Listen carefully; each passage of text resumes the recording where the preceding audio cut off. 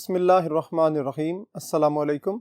Students, my name is Ahmed Nadeem and I am your teacher for statistics. Chapter number 11 sampling distribution हम study कर रहे हैं और आज का टॉपिक है sampling distribution of difference between proportion.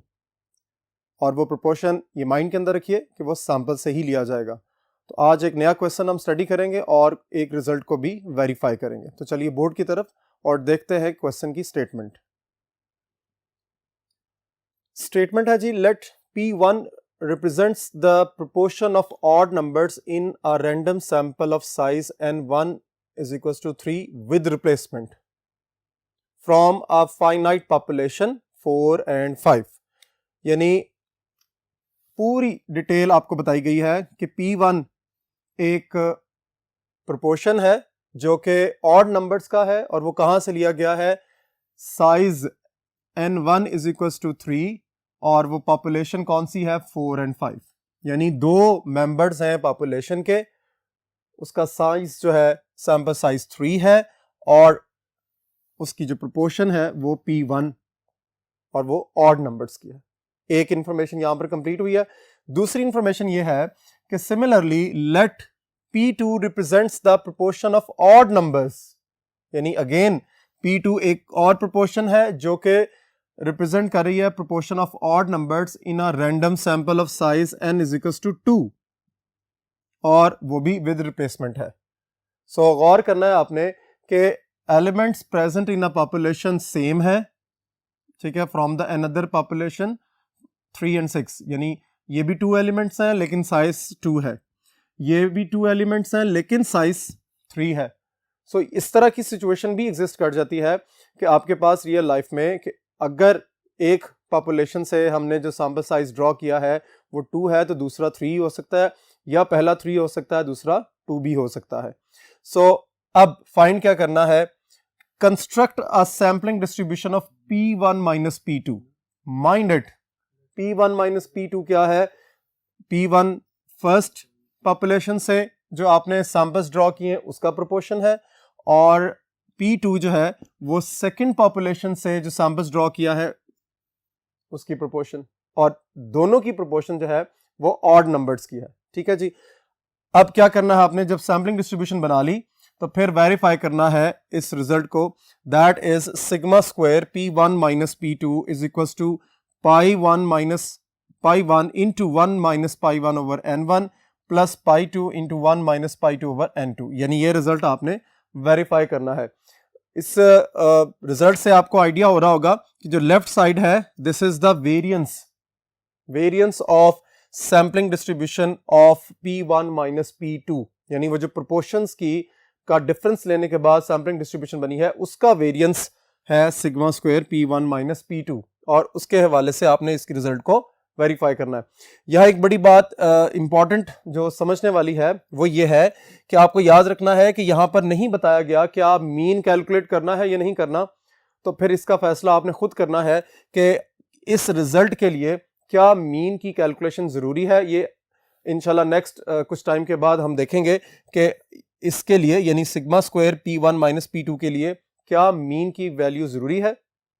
सो अब स्टार्ट करते हैं इसका सोल्यूशन और इंफॉर्मेशन जो हमें गिवन है वो पुटअप कर लेते हैं। n1 फर्स्ट पॉपुलेशन है, उसमें एलिमेंट्स की तादाद है 2, 4 और 5। Small n1 is equals to 3। अच्छे तरीके से आपने याद रखना है कि ये डिफरेंट सैंपल साइजेस हैं। ठीक है जी। अब यहां से टोटल सैंपल्स हमारे जो बनेंगे, चूंकि विद रिप्लेसमेंट है तो टोटल सैंपल्स क्या होंगे, 2 raised to power 3। ऑलरेडी ये फॉर्मूला हम डिस्कस कर चुके हैं, that is capital N1 raised to power small n1। So 2 raised to power 3 is equals to 8। ठीक है। अब सेकंड पॉपुलेशन है, उसमें n2 आपके पास दो मेंबर्स हैं, कौन कौन से, 3 और 6। जब आप यहां से कैलकुलेट करते हैं n2 है हमारा 2 और हम फाइंड करेंगे टोटल सैंपल्स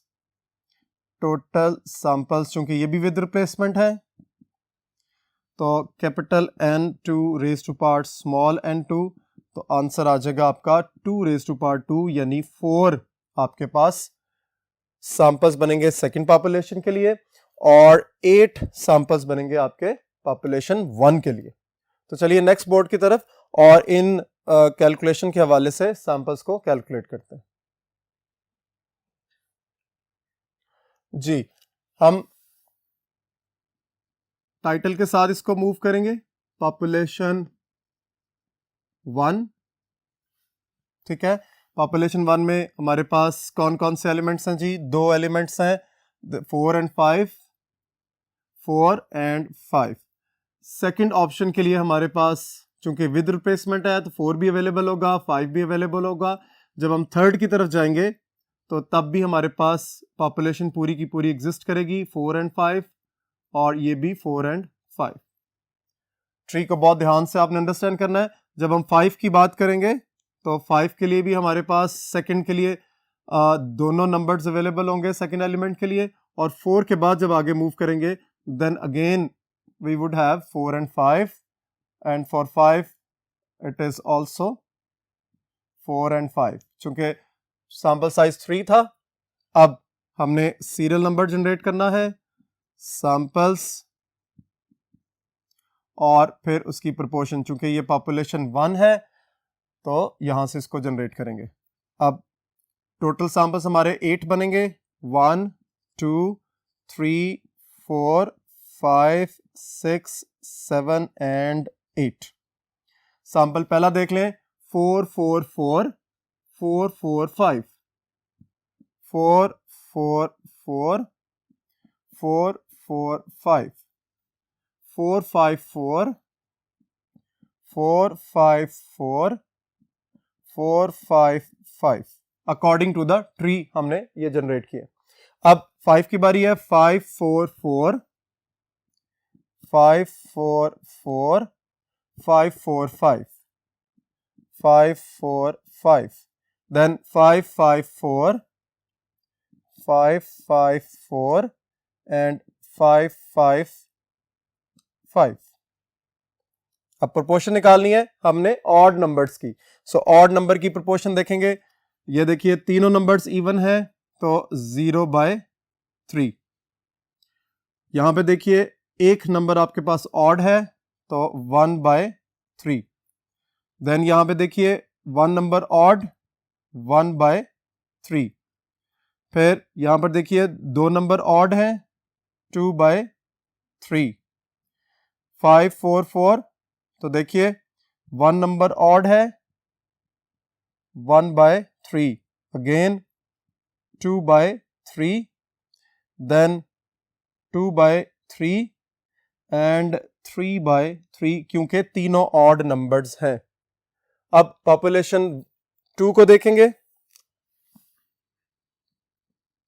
पॉपुलेशन 2।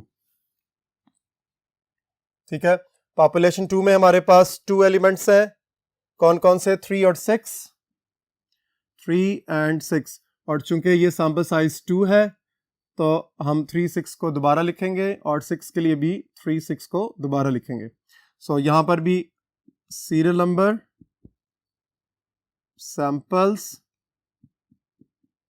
और प्रोपोर्शन होगी ये P2, क्योंकि ये सेकंड पॉपुलेशन से हमने जनरेट किया है। सो 4 सैंपल्स हम ऑलरेडी फाइंड कर चुके हुए हैं कि 4 नंबर होंगे। सो 1 से लेकर 4 तक सैंपल्स देख लीजिए, 3 3 3 3 3 6 6 3 6 6 3 6 और 6 3 एंड 6 6। ठीक है, अब इसकी प्रोपोर्शन कैलकुलेट करेंगे जो कि P2 होगी। ऑड नंबर्स की प्रोपोर्शन कैलकुलेट करनी है तो 2/2, देन यहां पर ऑड नंबर 1 है, 1/2, देन 6 और 3 एक ही आपके पास ऑड नंबर है, 1/2, कोई ऑड नंबर नहीं है, 0/2। सो हमने पॉपुलेशन 1 से सैंपल्स को ड्रॉ किया, सैंपल साइज 3 था और उसकी प्रोपोर्शंस को कैलकुलेट कर लिया। पॉपुलेशन 2 से भी सैंपल्स को जनरेट किया, ड्रॉ किया और उसकी प्रोपोर्शन को भी फाइंड कर लिया। यहाँ जो इस क्वेश्चन में एक डिफरेंट चीज़ है जो अक्सर गड़बड़ होती है रिजल्ट्स को वेरीफाई करने में, कि याद रखना है पॉपुलेशन 1 में जो आपने सैंपल साइज लिया है वो 3 का है और पॉपुलेशन 2 में जो सैंपल साइज लिया है वो 2 है। सो ये 3 है, ये 2 है। आगे जब आप इनको रिजल्ट्स में यूज करेंगे तो आपने ये माइंड के अंदर रखना है कि अक्सर ये गलती हो जाती है, या माइंड के अंदर स्टूडेंट्स रखते हैं कि शायद अगर एक पॉपुलेशन का साइज 3 है तो दूसरे का भी 3 होगा, या अगर एक का 2 है तो दूसरे का भी 2 होगा। आज के क्वेश्चन में ये चीज भी आपने अंडरस्टैंड करनी है कि दो डिफरेंट पॉपुलेशंस के लिए हम डिफरेंट सैंपल साइज से सैंपल्स को ड्रॉ कर सकते हैं। नेक्स्ट बोर्ड की तरफ चलते हैं और इन प्रोपोर्शंस को यूज करके डिफरेंस को कैलकुलेट करते हैं। जी, हमने डिफरेंसेस को देखा है। यहां पर P1 फर्स्ट पॉपुलेशन की प्रोपोर्शन है जो कि सैंपल्स को जनरेट करने के बाद हमने कैलकुलेट किया, और P2 सेकंड पॉपुलेशन से हमने जो सैंपल्स जनरेट किए थे उसकी प्रोपोर्शन थी। हमने फर्स्ट कॉलम में सेकंड यानी P2 सेकंड पॉपुलेशन को लिख दिया 2/2, 1/2, 1/2 और 0/2 अकॉर्डिंग टू द सीक्वेंस, और फर्स्ट रो के अंदर हमने फर्स्ट पॉपुलेशन के प्रोपोर्शंस को लिखा है 0/3, 1/3 एंड सो ऑन 3/3, जो कि सीक्वेंस में है, जो कि पिछले बोर्ड पर भी हमने इसको किया। अब डिफरेंसेस को कैलकुलेट करने का प्रोसीजर मैं आपको लास्ट लेक्चर में भी बता चुका हूं कि आपने अकॉर्डिंग टू द सिचुएशन, अगर आपने P1 माइनस P2 करना है तो इसका मतलब है कि 0/3 में से 2/2 को माइनस करेंगे, आंसर आएगा -1। फिर 1/3 में से 2/2 को माइनस करेंगे, आंसर आएगा -2/3, और 1/3 को माइनस करेंगे 2/2 में से तो आंसर आएगा -2/3 एंड सो ऑन। ये सारी सिचुएशन रो वाइज जनरेट हो जाएगी। सिमिलरली फिर आप आ जाएंगे 0/3 को -0/3 में से 1/2 माइनस करेंगे, -1/2, देन -1/6 एंड सो ऑन। आपका ये सेकंड रो का पूरा पोर्शन क्लियर हो जाएगा, and then third row and then fourth row. ये सारे डिफरेंसेस जो कि आपको माइंड में रखने हैं कि टोटल डिफरेंसेस 32 है, क्योंकि फर्स्ट रो में आपके पास जो प्रोपोर्शंस की तादाद है वो 8 है और फर्स्ट कॉलम में जो प्रोपोर्शंस की तादाद है वो 4 है। तो 8 4s आर 32।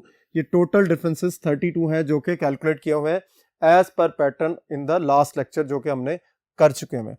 अब नेक्स्ट प्रोसीजर क्या था कि आपने इन सब डिफरेंसेस को देखते हुए स्मॉलर नंबर से लार्जर नंबर की तरफ मूव करना है। लार्जर नंबर आपके पास मैक्सिमम नंबर है 1, जो कि यहाँ पर आपको नजर आ रहा होगा। एक क्वेश्चन इसमें पूरा जब आप उसको अच्छे तरीके से देखेंगे, उसको क्लियर करेंगे तो आपको क्लियर हो जाएगा, माइंड के अंदर आ जाएगा। -1 स्मॉलर वैल्यू है और इस तरह मूव करते हुए आप राइट डाउन चलते हैं। -1 smaller than larger and so on, आगे की तरफ आप इसको लेकर चलेंगे। सो ये क्लियर होगी बात यहां तक। अब आपको क्या करना है कि -1 की काउंटिंग करेंगे, बार्स लगाएंगे, फ्रीक्वेंसीज करेंगे, फिर -2 को -2/3 को यहाँ से चेक करेंगे, इसकी सारी बार्स काउंट करने के बाद यहाँ पुट अप करेंगे, फ्रीक्वेंसी के साथ मेंशन हो जाएगी। ये सारा प्रोसीजर लास्ट लेक्चर में रिपीट कर चुका हूँ और इसीलिए यहाँ पर मैंने सिर्फ और सिर्फ आपको रिजल्ट्स शो किए। आपको पता है प्रोबेबिलिटी हम कैसे निकालते हैं कि सम ऑफ द फ्रीक्वेंसी, क्योंकि फ्रीक्वेंसी का जब हम सम करते हैं वो आता है 32, तो इंडिविजुअल फ्रीक्वेंसी को टोटल फ्रीक्वेंसी से डिवाइड करेंगे तो आपके पास आ जाएगा 1/32। इसी तरह 3/32, 2/32 एंड 3/32 आपने प्रोबेबिलिटी कैलकुलेट कर लिया।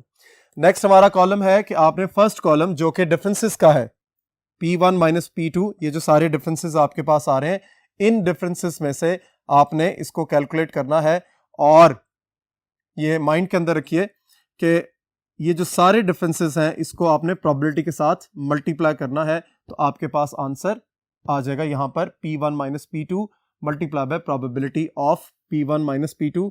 देखिए -1 को मल्टीप्लाई करना है 1/32 से तो -1/32 आ गया। इसी तरह -2/3 को मल्टीप्लाई करना है 3/32 से तो आपके पास आंसर आ जाएगा -6/96। इसी तरह ये सारा कॉलम जनरेट हुआ है।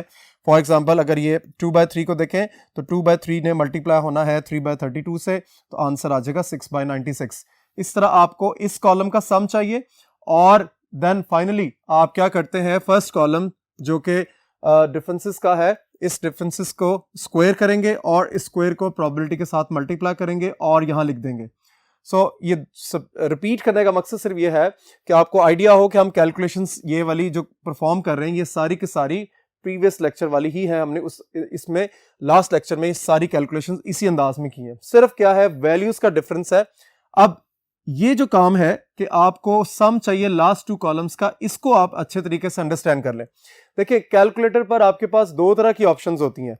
ये माइंड में रखें कि जब आप कैलकुलेटर पर लिख रहे हैं 1 डिवाइडेड बाय 32, एक तो आपके पास ये ऑप्शन होगी, लेकिन एक और ऑप्शन भी है। अगर आप अपने कैलकुलेटर्स को गौर से देखेंगे तो आपको अंदाजा हो जाएगा 1/32 का मतलब ये है कि आपके पास कैलकुलेटर में एक फ्रैक्शनल साइन भी है। आप इसको फ्रैक्शन के तौर पर भी इस अंदाज में लिख सकते हैं। जब आप 1/32 को फ्रैक्शनल वे में लिखेंगे और ऐड करेंगे तो फिर आपके पास इस सारे कॉलम का जो सम आएगा वो एक फ्रैक्शन की सूरत में आएगा। देखिए, फ्रैक्शन की सूरत में लाने का मकसद क्या है, ये भी ऑलरेडी मैं आपसे डिस्कस कर चुका हूं कि आपको फ्रैक्शन इसलिए चाहिए कि आपने जो आंसर है उसको कंप्लीटली एक्यूरेट वे में इसको परफॉर्म करना है।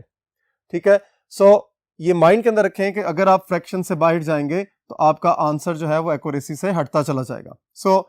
इसलिए इस अंदाज में नहीं लिखना, आपने इस अंदाज में कैलकुलेटर पर परफॉर्म करना है। आपको स्क्रीन पर जो है वो कैलकुलेटर की उस साइन की पिक्चर भी नजर आ रही होगी, वो मैं आपको साइट पर शो हो रही है, वहां से देख लें कि किस तरह कुछ कैलकुलेटर्स में A/B/C की ऑप्शन होती है और कुछ कैलकुलेटर्स में ये इस तरह फ्रैक्शन का साइन पुट अप हुआ होता है।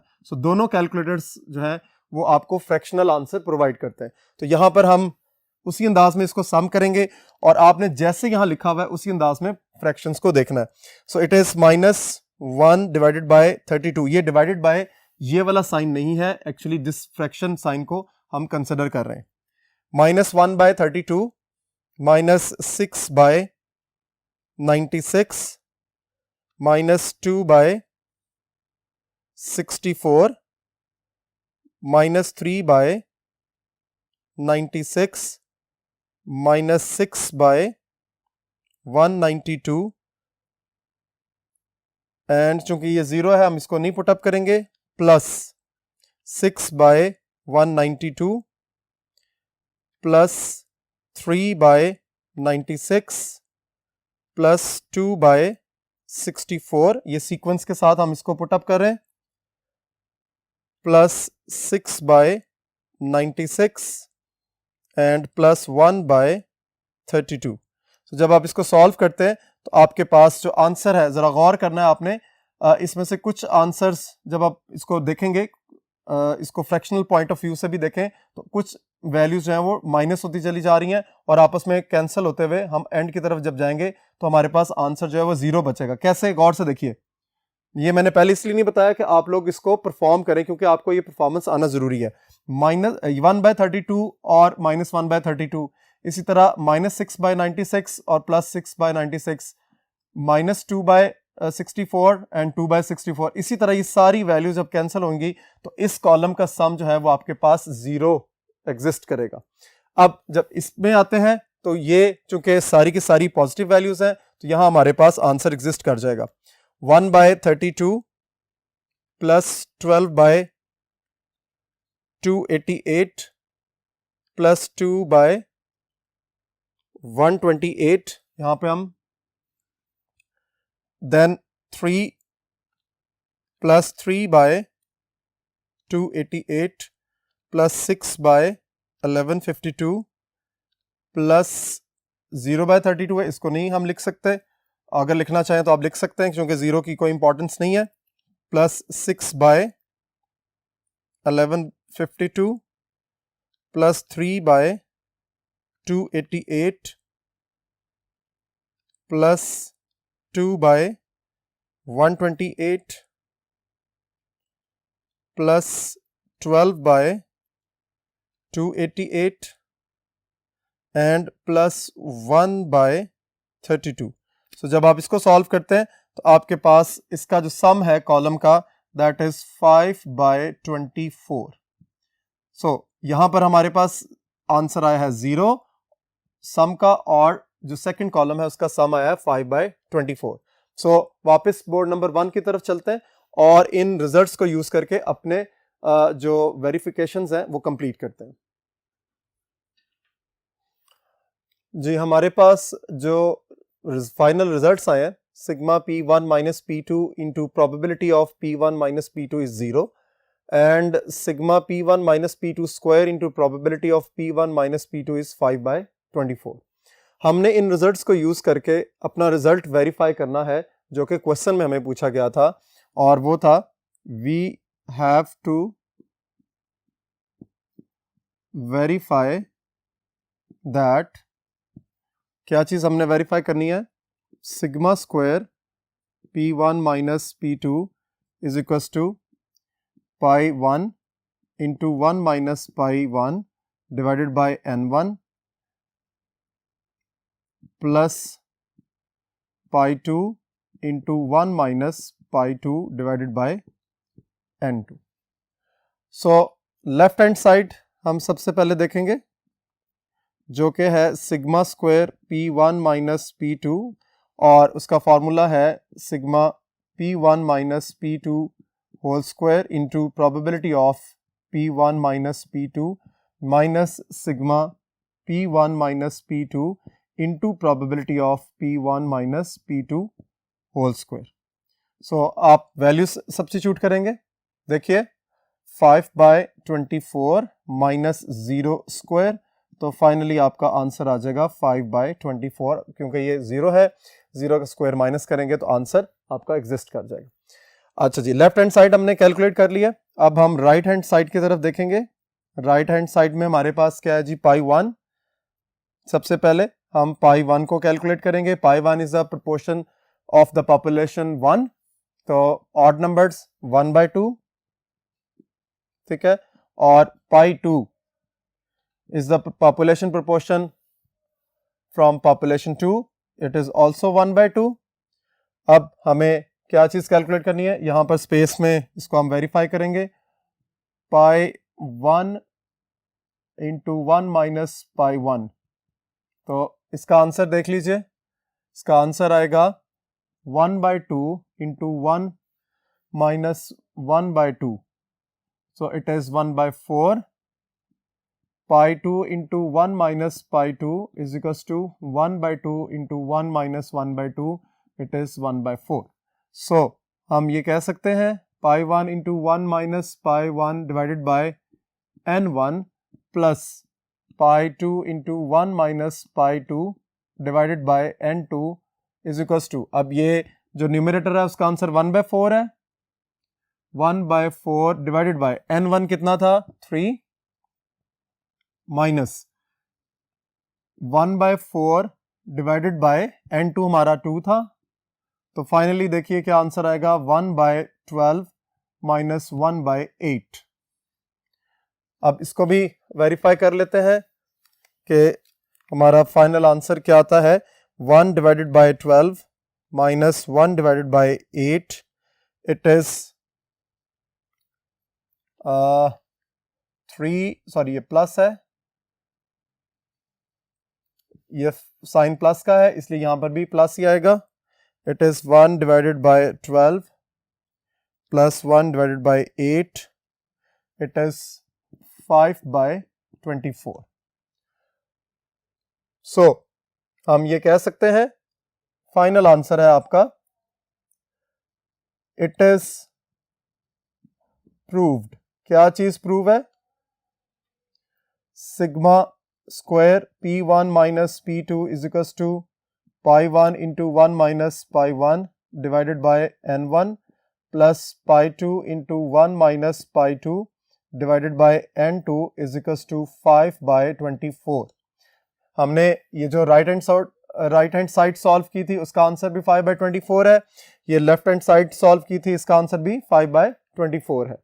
सो बिल्कुल क्लियरली आपको नजर आ रहा है कि फ्रैक्शंस जो हैं वो एक्यूरेटली मैच कर रही हैं, और ये हमारी वेरिफिकेशन थी।